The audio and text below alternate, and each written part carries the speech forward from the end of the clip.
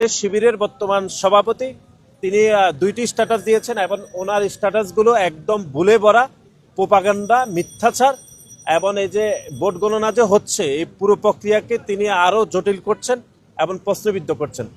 এবং আপনি দেখেছেন যে এখানে বিকাল থেকে একটি নির্দিষ্ট রাজনৈতিক দলের লোকজন কাঁথা বালিশ নিয়ে এখানে অবস্থান করছে এবং কয়েকটি গণমাধ্যম বলছে যে সাবেক শিক্ষার্থী। আদৌ তারা সাবেক শিক্ষার্থী না, জামাত ইসলামের বিভিন্ন পর্যায়ের লোকজন এখানে এসে জড়ো হয়ে বিভিন্ন বিশৃঙ্খলা তৈরি করছে। আপনি দেখেন যে বাংলাদেশ জাতীয়তাবাদী ছাত্রদল ব্যতীত আমাদের বিএনপির কোনো নেতাকর্মীরা এখানে নেই। ওদের স্বপ্ন পূরণে পাশে থাকতে পেরে আমরা গর্বিত।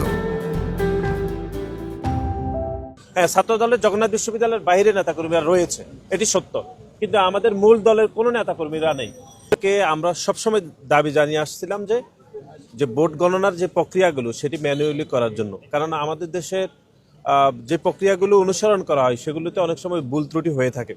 এবং আজকে জগন্নাথ বিশ্ববিদ্যালয়ে শুরু থেকে ভোট গণনা প্রায় 3টার পরেই আসলে ভোট শেষ হয়েছে। এরপরে প্রায় এখন 7 ঘন্টা অতিবাহিত হলো, এখনো পর্যন্ত ভোট গণনার যে প্রক্রিয়া অনুসরণ করেছে জগন্নাথ বিশ্ববিদ্যালয় তাতে বড় ধরনের ত্রুটি লক্ষ্য করা গেছে, বিশেষ করে মেশিনে ভোট গণনার বিষয়ে। সুতরাং এটি প্রমাণিত হয় যে ছাত্রদল যে আশঙ্কা করেছিল পূর্বে এটি প্রমাণিত হয়েছে।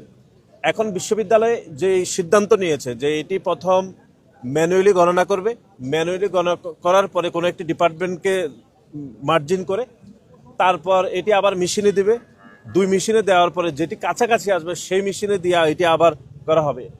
এতে আমার কাছে মনে হচ্ছে যে ভোট গণনার প্রক্রিয়াটি এটি কোনোভাবে শুদ্ধ হবে না।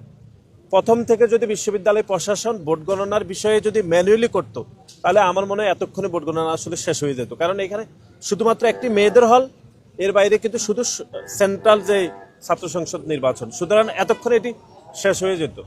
এবং আমার ব্যক্তিগতভাবে মনে হচ্ছে বিশ্ববিদ্যালয় প্রশাসন এই বিষয়ে তাদের পূর্ব উপস্থিতি ছিল না বা কোনো ধরনের পরিকল্পনাও ছিল না।